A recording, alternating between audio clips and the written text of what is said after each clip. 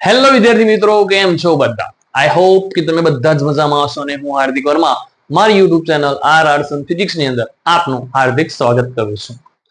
આપણે ધોરણ 12 science chapter number 2 વિદ્યુત સ્થિતિમાન અને કેપેસિટન્સ એની જે લેક્ચર સિરીઝ જે છે આપણે સ્ટાર્ટ કરેલી છે અને એની અંદર આજે આપણે એક સરસ મજાનો પ્રશ્ન જે છે એ આજે આપણે ડિસ્કસ કરવાના છે કે જે આપણા એક્ઝામ રિલેટેડ પ્રશ્ન છે.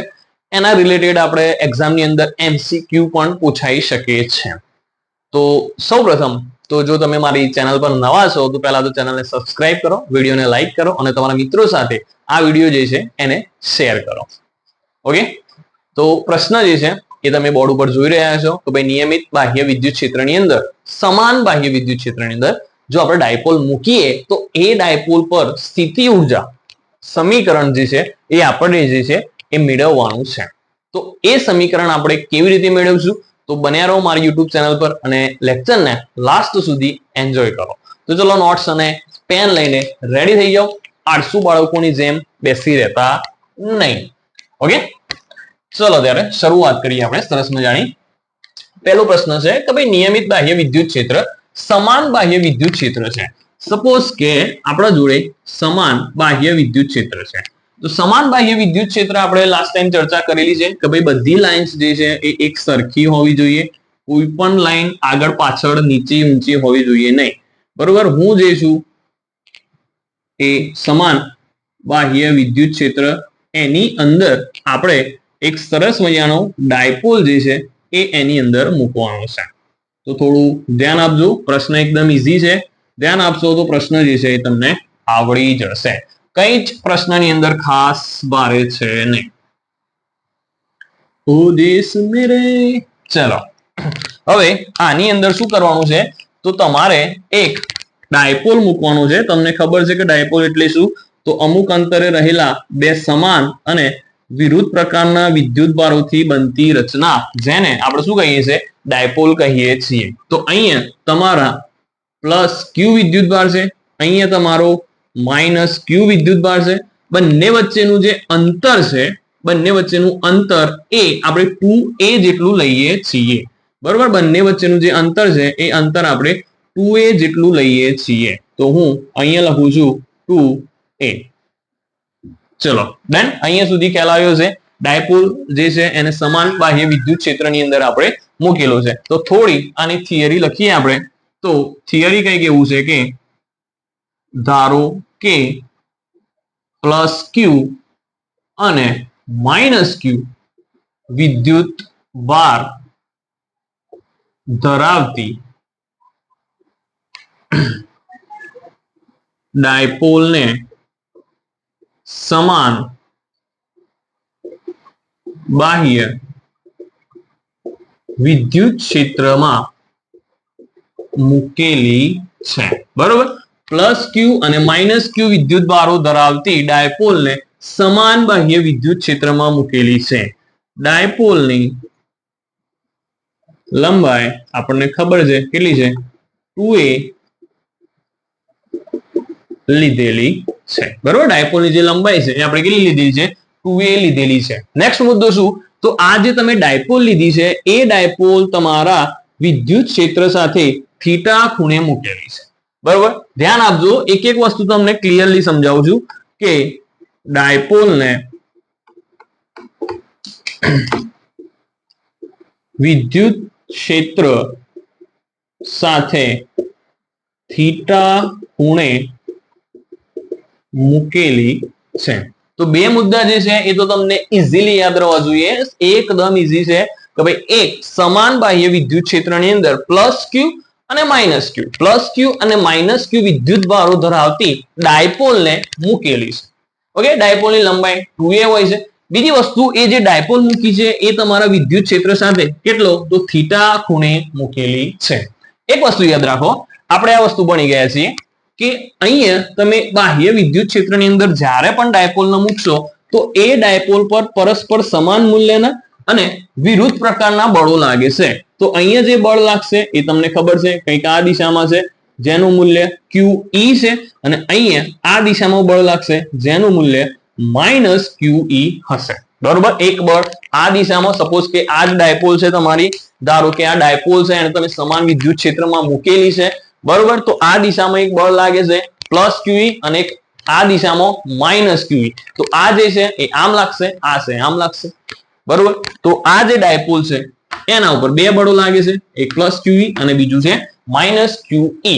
એ બંને બળો એ જે ડાયપોલ છે એના ઉપર બળ યુગ્મ રચે છે અને તમારી ડાયપોલ જે છે એના ઉપર કંઈક ટોર્ક લાગે છે. એવું આપણે આગળના ચેપ્ટરની અંદર ભણી ગયા છીએ કે જ્યારે પણ એક બળ જુઓ તમને, સપોઝ કે આ રીતે છે ડાયપોલ અને એક બળ આ દિશામાં લાગશે અને એક બળ આ દિશામાં લાગશે, તો આપણી ડાયપોલ જે છે એના ઉપર શું લાગશે? ટોર્ક લાગશે, મતલબ કે બળ યુગ્મ લીધા ટોર્ક લાગશે, એક બળ આ તરફ એક બળ આ તરફ. તો હવે શું થાય છે? તો જુઓ આપણે લખી શકીએ કે ડાયપોલ પર સમાન મૂલ્યના અને વિરુદ્ધ દિશામાં બળ લાગતું હોવાથી ડાયપોલ શું અનુભવે છે? ટોર્ક અનુભવે છે, બરોબર. સમાન મૂલ્યના વિરુદ્ધ દિશામાં ડાયપોલ શું અનુભવશે? ટોર્ક અનુભવશે અને એ ટોર્કનું મૂલ્ય, તો ટોર્ક બરાબર સદિશ P ક્રોસ સદિશ E આપણે લખી શકીએ છીએ. ટોર્ક બરાબર સદિશ P ક્રોસ સદિશ E, જ્યાં P જે છે એ તમારી ડાયપોલ છે અને E છે એ તમારું વિદ્યુત ક્ષેત્ર છે. તો બંનેનું સાદું રૂપ આપીએ તો આપણને મળશે PE sin થીટા, જ્યાં થીટા શું છે? તો P અને E વચ્ચેનો શું છે? ખૂણો છે ભાઈ. ધ્યાન આપજો, જ્યાં PE sin થીટા, જ્યાં થીટા શું છે? તો તમારી ડાયપોલ P, અહીંયા આપણે લખી દઈએ, આ છે આપણી ડાયપોલની દિશા માઇનસ થી પ્લસ તરફ, તો એ જે છે તમારા વિદ્યુત ક્ષેત્ર સાથે થીટા ખૂણો બનાવે છે. તો PE sin થીટા, જ્યાં થીટા એ P અને વિદ્યુત ક્ષેત્ર બંને વચ્ચેનો શું છે? ખૂણો રહેલો છે. ઓકે, અહીંયા સુધી ખ્યાલ આવ્યો હશે? એક પણ વસ્તુ એવી નથી કે જેમાં તમને ખ્યાલ આવે નહીં. ચલો ડન અહીંયા સુધી. ચલો તો આટલું લખી દો અથવા તો સ્ક્રીનશોટ તમે લઈ શકો છો. ચલો રેડી? ઓકે.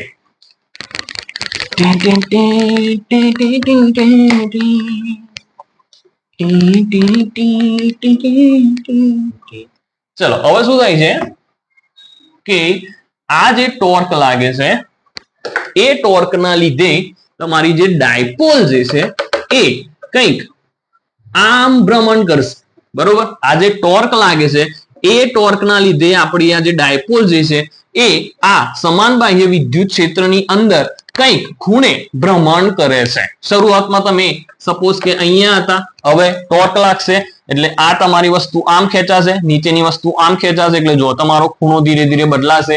આઈ હોપ કે ખ્યાલ આવતો હોય. આપણે જોડે કંઈક વસ્તુ ચલો છે, ચલો થોડું ટ્રાય કરીએ સમજવાનું. ધ્યાન આપો. આ શરૂઆતમાં તમે આ જે છે વિદ્યુત ક્ષેત્રને આટલા ખૂણે તમે ડાયપોલ મૂકેલી હતી. હવે જુઓ, એક બળ આ દિશામાં લાગશે અને એક બળ નીચેની તરફ આ દિશામાં, એક વિદ્યુત ક્ષેત્રની દિશામાં. તો જો તમારી ડાયપોલ જે છે એ આમ કંઈક થીટા ખૂણે ભ્રમણ કરશે. જુઓ કંઈક ભ્રમણ કરશે. શરૂઆતમાં આમ હતી અને પછી આમ થશે. એવી બે પરિસ્થિતિઓ પણ આવે છે કે જ્યારે તમારી ડાયપોલ પર કોઈ પણ પ્રકારનું ટોર્ક લાગતું નથી. અને એ કેવી સ્થિતિ છે કે જ્યારે તમારી ડાયપોલ વિદ્યુત ક્ષેત્રને સમાંતર, જો જ્યારે પણ આ ડાયપોલ છે એ વિદ્યુત ક્ષેત્રને સમાંતર હશે અથવા તો તમારા વિદ્યુત ક્ષેત્રને પ્રતિ સમાંતર હશે, ત્યારે ડાયપોલ પર કોઈ પણ પ્રકારનું ટોર્ક લાગશે નહીં. ટોર્ક ક્યારે લાગશે? કે જ્યારે તમારું ડાયપોલ વિદ્યુત ક્ષેત્ર સાથે કંઈક ખૂણે રહેલી હોય. આ છે તમારું π/2, આ છે કંઈક ખૂણો થીટા. તો જ્યારે પણ ડાયપોલ વિદ્યુત ક્ષેત્ર સાથે કંઈક ખૂણો બનાવશે ત્યારે જ એના પર ટોર્ક લાગશે. તો આ મુદ્દો પણ આપણે લખી શકીએ કે ડાયપોલ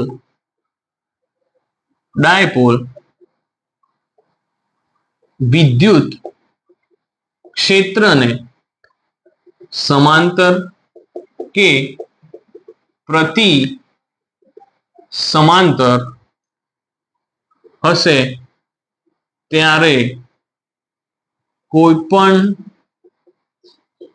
પ્રકારનું ટોર્ક લાગતું નથી, પરંતુ તે સિવાયની સ્થિતિમાં ડાયપોલ પર લાગતું ટોર્ક ડાયપોલને ભ્રમણ કરાવે છે.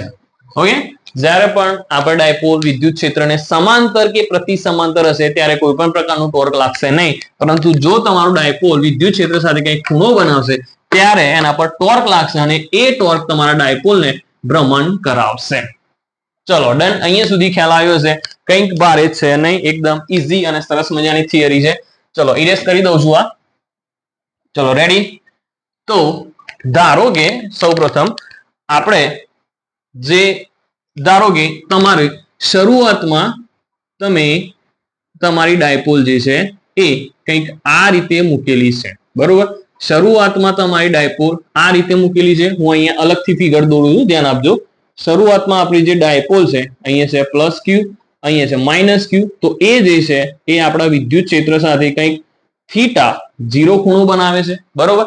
શરૂઆતમાં આપણે ડાયપોલ આમ છે કે જે શરૂઆતમાં આના જોડે થીટા 0 ખૂણો બનાવે છે અને એના પછી એ ના પર ટોર્ક લાગતા એ કંઈક થીટા 1 ખૂણે ભ્રમણ થાય છે, બરોબર. ધ્યાન આપો, શરૂઆતમાં ડાયપોલ આમ છે, એ કંઈક થીટા 0 ખૂણો બનાવે છે અને પછી એના પર ટોર્ક લાગે છે તો એ કંઈક થીટા 1 ખૂણે જે છે એ ભ્રમણ થાય છે. તો એના દ્વારા આપણે લખી શકીએ કે ડાયપોલના ભ્રમણ દરમિયાન થતું કોણીય અથવા તો સ્થાનાંતર, શરૂઆતમાં જે છે તમને ખબર છે સ્થાનાંતર ડેલ્ટા થીટા મતલબ અંતિમ સ્થાનાંતર માઇનસ પ્રારંભિક સ્થાનાંતર. અંતિમ તમારું છે થીટા 1 અને પ્રારંભિક છે તમારું થીટા 0. તો જ્યારે પણ એના પર ટોર્ક લાગે છે ત્યારે એનું સૂક્ષ્મ સ્થાનાંતર થાય છે જે છે થીટા 1 માઇનસ થીટા 0. હવે તમારે શું શોધવાનું છે? તો સ્થિતિ ઉર્જા શોધવાની છે. તો સ્થિતિ ઉર્જા શોધવા માટે આપણે પેલા કાર્ય શોધવું પડશે કે ભાઈ એને થીટા 0 થી થીટા 1 ખૂણે લાવવા માટે કેટલું કાર્ય કરવું પડશે. તો આના માટે તમારા જે થીટા 0 થી થીટા 1 જેટલા ભ્રમણ દરમિયાન થતું કુલ કાર્ય, તો આપણે લખીએ કે થીટા 0 થી થીટા 1 જેટલા ભ્રમણ દરમિયાન થતું કાર્ય. તો સૂક્ષ્મ કાર્ય આપણે લઈએ કે ડેલ્ટા ડબલ્યુ બરાબર ટાઉ ઇન્ટુ અહીંયા લઈશું આપણે ડી થીટા. ઓકે, તો ડેલ્ટા ડબલ્યુ છે, અહીંયા ટી ઇન્ટુ ડી થીટા છે. તો એક કામ કરીએ, આપણે ક્યાંથી ક્યાં સુધી કર્યું છે? તો થીટા 0 થી થીટા 1 સુધી. તો ટાઉ ની કિંમત જે છે આપણને ખબર છે એ મળી છે આપણને પીઈ સાઇન થીટા અને અહીંયા છે તમારું ડી થીટા, યાદ હશે, બરોબર. અહીંયા આપણે ચલો ડેલ્ટા થીટા લઈએ, સૂક્ષ્મ સ્થાનાંતર ડેલ્ટા થીટા, અહીંયા પણ છે લખીએ આપણે ડેલ્ટા થીટા. હવે આવું સમીકરણ તો આપણને ખબર છે કે આપણું જે ડાયપોલ છે એ કંઈક ભ્રમણ કરે છે. તો આ સમીકરણને બંને બાજુએ આપણે સંકલન કરીએ, ક્યાંથી ક્યાં સુધી? તો થીટા 0 થી થીટા 1 સુધી, બરોબર. આ જે સમીકરણ મળે છે ટાઉની કિંમત મેં મૂકી છે PE sine theta into delta theta. તો ચલો આનું સાદરૂપ આપીએ તો ડેલ્ટા ડબલ્યુ નું સંકલન ફક્ત ને ફક્ત ડબલ્યુ, અહીંયા પીઈ જે છે એ કોન્સ્ટન્ટ છે, એનું સંકલન થશે નહીં.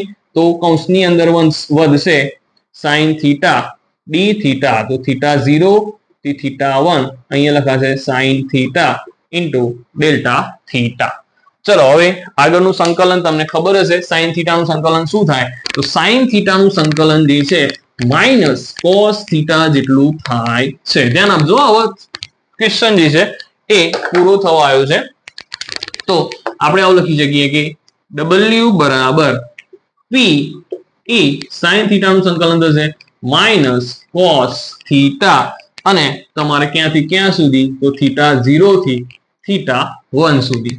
તો થયેલું કાર્ય W બરાબર P E કિંમત મૂકીએ તો minus cos θ1 minus plus minus minus plus cos θ0. એક ફરાર મુકાશે તો માઇનસ અને માઇનસ શું થશે? પ્લસ થશે. તો કાર્ય બરાબર PE આ સ્ટેપ છે એને હું આગળ લખું છું cos θ0 માઇનસ cos θ1. બરોબર. આ જે θ0 વાળું સ્ટેપ છે એ પ્લસ છે એના માટે એને આગળ લખ્યું, આ માઇનસ છે એટલે એને હું એના પાછળ લખું છું. હવે તમને યાદ હોય તો શરૂઆતમાં આપણને ખબર છે કે ભાઈ આપણી જે ડાયપોલ છે એને θ0 શરૂઆતમાં આપણે θ0 ની કિંમત તમને યાદ હોય તો આપણે કંઈક π/2 લીધી હતી, 90 ના ખૂણે હતું, અને θ1 છે એની કિંમત આપણે θ લીધી હતી. બરોબર. આપણે જ્યારે પણ ફિગર દોરી હતી તે મેં કીધું હતું ભાઈ આ તમારું વિદ્યુત ક્ષેત્ર છે તો શરૂઆતમાં ડાયપોલ +q - q કેટલા ખૂણે લીધી હતી આપણે? તો θ0 બરાબર π/2, અને એના પછી કંઈક અહીંયા લીધી હતી કે θ બરાબર આપણે શું લીધું હતું? θ લીધી હતી. Just 1 minute.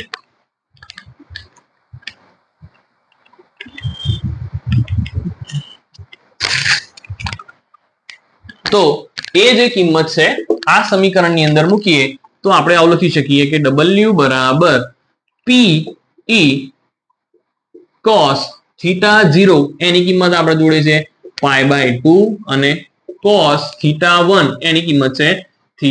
તો તમારું કરેલું કાર્ય બરાબર PE cos π/2 ની કિંમત છે 0 અને અહીંયા છે તમારું cos θ. તો કાર્ય W બરાબર માઇનસ PE cos θ. PE આ માઇનસ ગુણાશે તો PE cos θ. તો કાર્ય W બરાબર આપણને આટલું મળે છે કે PE cos θ. તો આટલું જે કાર્ય જે છે એ તમને મળે છે. ઓકે. આની અંદર કઈ બી કન્ફ્યુઝન હોય તો તમે મને પૂછી શકો છો કોમેન્ટ્સ ની અંદર. બરોબર. કોમેન્ટ્સ ની અંદર કહી શકો છો કે ભાઈ આ વસ્તુ કેવી રીતે આવે છે. ચલો અહીંયાથી તમને ખબર છે કે ભાઈ સ્થિતિ ઉર્જા જે છે એ તમારું કરેલું કાર્ય જેટલું જ હોય છે. તો આના બરાબર આપણે એવું લખી શકીએ કે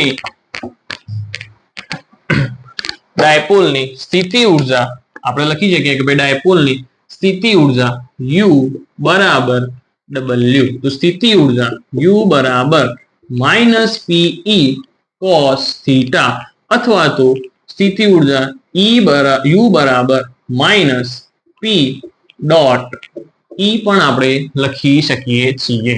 તો આ બંને સમીકરણો જે છે આપણા સ્થિતિ ઉર્જા જે છે એના બંને સમીકરણો છે. હવે બાહ્ય સમાન બાહ્ય વિદ્યુત ક્ષેત્રમાં જો તમે ડાયપોલ મૂકો છો તો એ ડાયપોલની સ્થિતિ ઉર્જા -PE cos θ અથવા તો U બરાબર -P ડોટ E જેટલી આપણને મળે છે. ચલો આની અંદર કઈ પણ કન્ફ્યુઝન હોય તો પૂછી શકો છો. બહુ એકદમ ઈઝી પ્રશ્ન છે. આપણે ડાયપોલની સ્થિતિ ઉર્જા જે છે એ આપણને મળી ગઈ છે અને અહીંયા જે cos θ જે છે એ તમારું P અને E એ બંને વચ્ચેનું શું છે? ખૂણો છે. તો આના ઉપરથી 3 પ્રશ્નો જે છે એ તમને એક્ઝામની અંદર પૂછાઈ શકે છે. ઓકે. આના અંદરથી 3 જે પ્રશ્નો છે તમને એક્ઝામની અંદર પૂછાઈ શકે છે.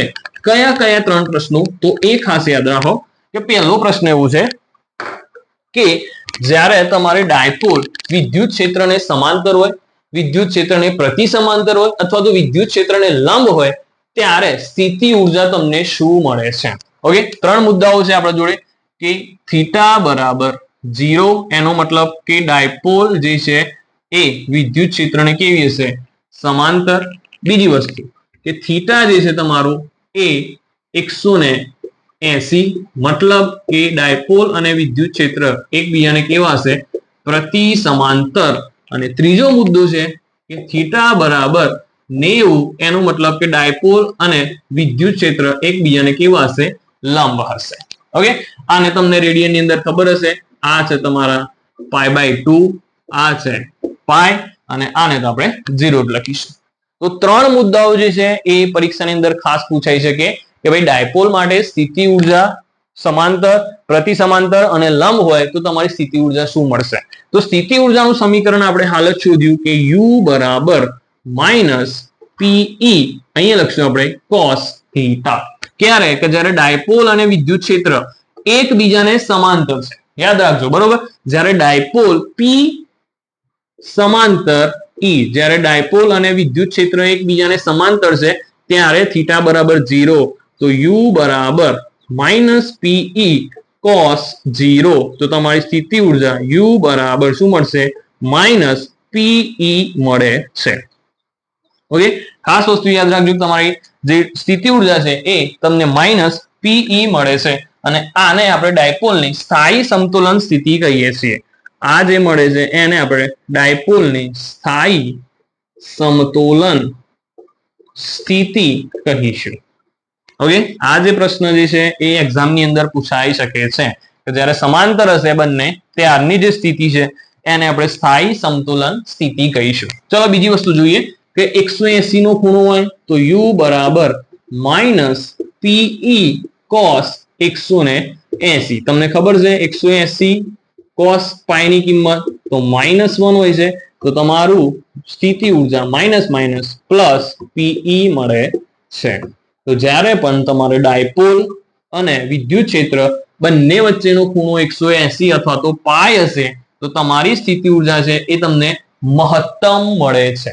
બરોબર, તમે જોઈ શકો છો મહત્તમ મળે છે. તો આને આપણે સ્થિતિ ઉર્જાનું મહત્તમ મૂલ્ય અને અસ્થાયી સમતુલન સ્થિતિ કહીશું. તો અહીંયા લખું છું કે સ્થિતિ ઉર્જાનું આ જે છે એ મહત્તમ મૂલ્ય મળે છે, અને બીજી આને કહેવામાં આવે છે અસ્થાયી સમતોલન સ્થિતિ કહીશું. ખાસ યાદ રાખજો, બરોબર. ચલો લાસ્ટ પ્રશ્ન જોઈએ આપણે કે જ્યારે u બરાબર -પીઈ cos 90 અથવા તો π/2 ત્યારે તમારી સ્થિતિ ઉર્જા શું મળશે? 0 મળે છે. કારણ કે cos 90 ની કિંમત શું હોય છે? 0 હોય છે. તો આ થઈ તમારી સ્થિતિ ઉર્જા, અને આને આપણે મહત્તમ અસમતોલન સ્થિતિ કહીશું, જે ડાયપોલની મહત્તમ અસમતોલન સ્થિતિ કહેવામાં આવે છે. તો 3 મુદ્દાઓ જે છે એનો તમે સ્ક્રીનશોટ લઈ શકો છો. આની અંદરથી એક્ઝામમાં 1 માર્ક્સનો MCQ ખરેખર પૂછાય છે કે એવું છે કે ભાઈ સ્થાયી સમતોલન સ્થિતિ ક્યારે હશે? કે જ્યારે તમારું ડાયપોલ અને વિદ્યુત ક્ષેત્ર એકબીજાને સમાંતર હશે. બીજામાં તમારું ડાયપોલ અને વિદ્યુત ક્ષેત્ર એકબીજાને પ્રતિ સમાંતર હશે, અને ત્રીજી સ્થિતિમાં તમારું ડાયપોલ અને વિદ્યુત ક્ષેત્ર એકબીજાને કેવા હશે? લંબ હશે. તો જ્યારે લંબ હશે ત્યારે સ્થિતિ ઉર્જા 0, જ્યારે પ્રતિ સમાંતર હશે ત્યારે સ્થિતિ ઉર્જા મહત્તમ, અને જ્યારે 0 હશે બંને વચ્ચેનો ખૂણો ત્યારે તમારી સ્થિતિ ઉર્જા જે છે એ -પીઈ મળે છે. તો જો આ પ્રશ્ન તમને ખરેખર ગમે છે તો વિડીયોને લાઈક કરો, બરોબર. આ ચેનલ જે છે એને સબસ્ક્રાઇબ કરો, અને તમારા મિત્રો સાથે આ જે વિડીયો છે એને શેર કરો. Thank you so much.